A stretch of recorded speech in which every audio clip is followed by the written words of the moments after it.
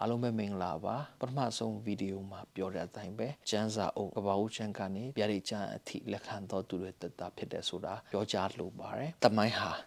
မေ့ပြစ်လို့မရတဲ့အရာတစ်ခုဖြစ်ပါတယ်အောက်တိုဘာလ31,519မှာဆိုရင်မာတင်လူသာဟာဆိုရင်ဂျာမနီဖျားကျောင်း Wittenberg မှာရှိတဲ့ Castle Church မှာ69ချက်တော်ဒီကျမ်းစာနဲ့မကိုင်ညီတဲ့အကြောင်းကိုရေးသားခဲ့ပါတယ်ဒီနေ့ပြောချင်တာကအတင်းတော်ကိုပို့ခတ်တာမဟုတ်ဘူးဒါပေမဲ့ဒီ Protestant လို့ခေါ်တဲ့နာမည်ကိုရဖို့အတွက်သူနဲ့စခဲ့တယ်လို့ပြောမှဆိုရင်မမှားပါဘူးဒါပေမဲ့ဒီလိုမျိုးနာမည်မကြီးတဲ့လူသိနေတဲ့သူတွေလည်းအများကြီးပါတယ်ဆိုတာလည်းထပ်လောင်းပြီးတော့ပြောကြလို့ပါတယ်အဓိကအချက်ကတော့ Catholic ဟာဆိုရင်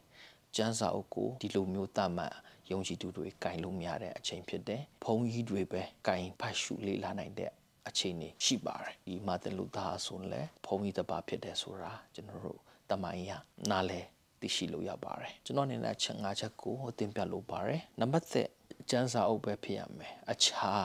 တော့စာအုပ်တွေမပါရဘူး။နံပါတ်2ယုံကြည်ခြင်းပဲဖြစ်ရမယ်။နံပါတ်3ကျေးဇူးတော်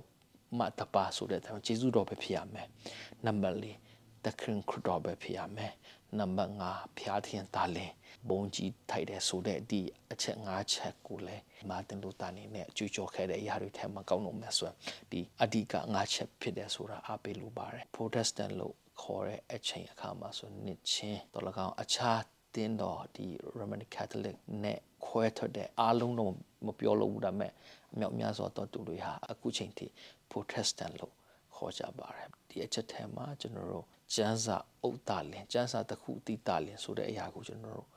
ဝင်ကတော့ပြီးဖြစ်ပါတယ်ဒါကြောင့်မို့နောက်အချိန်တွေမှာဆိုရင်အခြားသောအရာများကိုဆက်လက်လေ့လာမှာဖြစ်တဲ့အတွက်ကြောင့်မို့အားလုံးယေရှုအားပေးကြပါလို့ပြောချလိုပါတယ်ကျေးဇူးတင်တယ်